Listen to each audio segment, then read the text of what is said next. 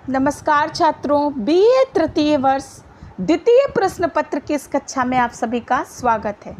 द्वितीय प्रश्न पत्र हिंदी निबंध तथा अन्य गद्य विधाएं में आज का प्रकरण है निबंधकार आचार्य नंद दुलारे वाजपेयी। आचार्य नंद दुलारे वाजपेयी आधुनिक युग के समीक्षक व निबंधकारों में महत्वपूर्ण स्थान रखते हैं तथा इन्होंने छायावाद, प्रगतिवाद एवं प्रयोगवाद आदि पर नवीन विचार प्रस्तुत किए तथा इन सभी काव्य प्रवृत्तियों को इन्होंने उनका स्थान दिलाने का प्रयास किया। साहित्य के क्षेत्र में छायावाद को मान्यता प्राप्त कराने में नंद दुलारे वाजपेयी जी का विशेष योगदान है। चलिए देखते हैं आचार्य नंद दुलारे वाजपेयी के व्यक्तित्व एवं कृतित्व को। आचार्य नंद दुलारे वाजपेयी जी का जन्म उत्तर प्रदेश के उन्नाव जिले के मगरायर नामक ग्राम में सन 1906 में हुआ था। इनकी प्रारंभिक शिक्षा दीक्षा घर पे ही हुई तथा सन 1922 में इन्होंने मैट्रिक तथा 1925 में इंटरमीडिएट की परीक्षा उत्तीर्ण की थी। सन 1927 में इन्होंने काशी हिंदू विश्वविद्यालय में बीए की परीक्षा उत्तीर्ण की। सन 1929 में इन्होंने इसी संस्थान से एमए की परीक्षा भी उत्तीर्ण की। सन 1930 से 1933 तक वाजपेयी जी प्रयाग से प्रकाशित होने वाले साप्ताहिक समाचार पत्र भारत का संपादन कार्य करते रहे। सन 1933 में आपने जगन्नाथ दास रत्नाकर द्वारा अधूरे छोड़े गए ग्रंथ सूर सागर का संपादन काशी नागरी प्रचारणी सभा से किया। सन 1934 से 37 तक आपने गीता प्रेस गोरखपुर में रहकर रामचरितमानस के संपादन का कार्य किया। इससे आपने कुछ वर्षों तक अलग रह करके साहित्यिक लेखन का भी कार्य किया। सन 1941 में आपको काशी हिंदू विश्वविद्यालय के हिंदी विभाग में अध्यक्ष पद पर नियुक्त किया गया। इस पद पर 30 सितंबर सन 1965 तक आप बने रहे। 1 अक्टूबर सन 1965 में आप विक्रम विश्वविद्यालय उज्जैन में उपकुलपति के पद पर आसीन हुए तथा इसी पद पर कार्य करते हुए सन 1968 में आपका स्वर्गवास हो गया। तो कृतित्व के विषय में यदि हम देखें तो आपने मुख्य रूप से निबंधों की ही रचनाएं की। निबंधकार तथा साहित्यिक समीक्षक के रूप में आपको सदा स्मरण किया जाता रहेगा। तो इनके निबंधों में समीक्षात्मक निबंधों की प्रधानता है। आपकी आलोचनात्मक ग्रंथ भी इनके निबंध साहित्य के अंतर्गत ही आते हैं। इनके निबंधों में मुख्य रूप से आधुनिक साहित्य से संबंधित निबंध है। समीक्षात्मक दृष्टि की प्रमुखता इन निबंधों की मुख्य विशेषता है। आपकी रचनाओं को 3 भागों में विभाजित किया जा सकता है। पहला भाग है मौलिक ग्रंथों का, जिसमें हिंदी साहित्य, 20वीं शताब्दी आधुनिक साहित्य, नया साहित्य, राष्ट्रभाषा हिंदी की समस्याएं, महाकवि सूरदास, जयशंकर प्रसाद तथा प्रेमचंद आदि रचनाएं आती हैं। दूसरा भाग है संपादित ग्रंथों का, जिसमें सूर सागर तथा रामचरितमानस जैसे ग्रंथ आते हैं जिनका संपादन कार्य इनके द्वारा किया गया।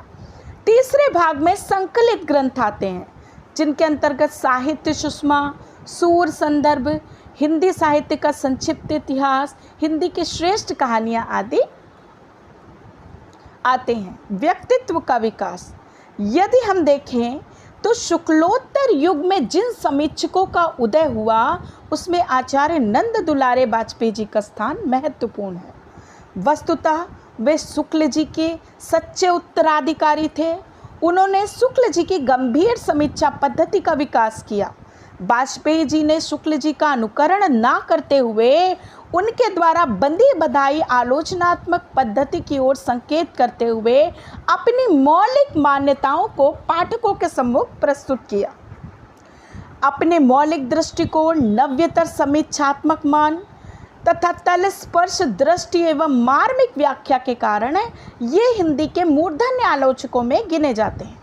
नंद दुलारे वाजपेयी जी आधुनिक हिंदी में उच्च स्थान के अधिकारी हैं। आपने हिंदी के साहित्य साधना के द्वारा यह महत्वपूर्ण पद प्राप्त किया है। आचार्य रामचंद्र शुक्ल की शैली के ये सच्चे उत्तराधिकारी हैं। हिंदी समालोचना के क्षेत्र में आपकी महान देन चिरस्मरणीय रहेगी। छायावाद भावधारा को पूर्ण प्रतिष्ठा तथा उचित सम्मान देने का श्रेय जिन आलोचकों को प्राप्त है, उनमें वाजपेयी जी सबसे आगे हैं।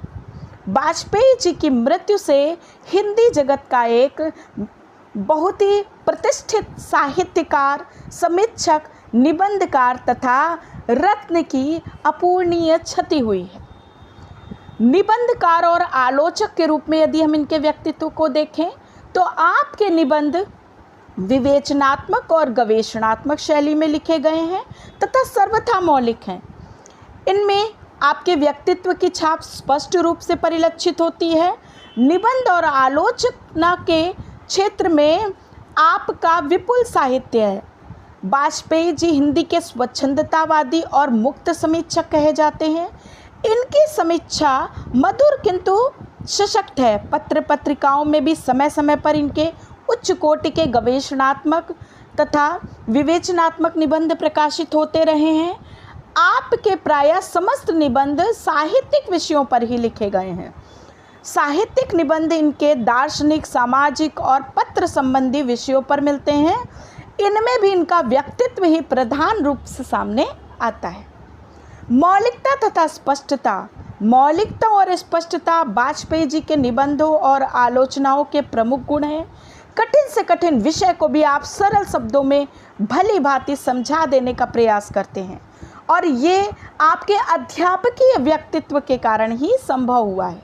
वाजपेयी जी की चिंतन धारा सूक्ष्म और पैनी दृष्टि से युक्त मानी जाती है।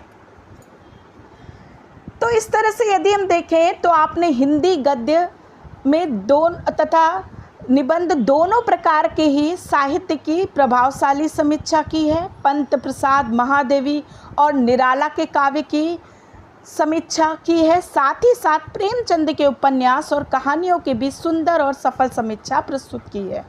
आधुनिक काव्य धाराओं की भी सुंदर और सफल समीक्षा की है। आधुनिक काव्य धाराओं में छायावाद, रहस्यवाद, प्रकृतिवाद आदि का इन्होंने तात्विक मूल्यांकन किया है। प्रयोगवाद पर इन्होंने बड़े ही सूक्ष्म विचार प्रस्तुत किए हैं। भाषा शैली यदि इनकी हम देखें तो वाजपेयी जी संस्कृत साहित्य के गहन विद्वेता थे तथा इन्होंने इसका गहन अध्ययन किया था।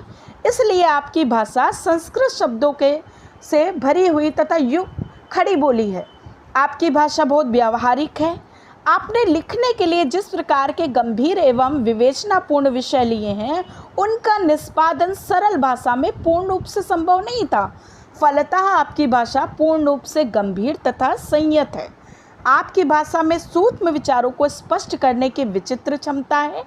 आपने आवश्यकता अनुसार अंग्रेजी के शब्दों का भी प्रयोग किया है। इसके साथ ही हिंदी पर्यायवाची शब्दों का भी प्रयोग किया है, परंतु आपकी भाषा में उर्दू शब्द ढूंढने पर भी दिखाई नहीं देते।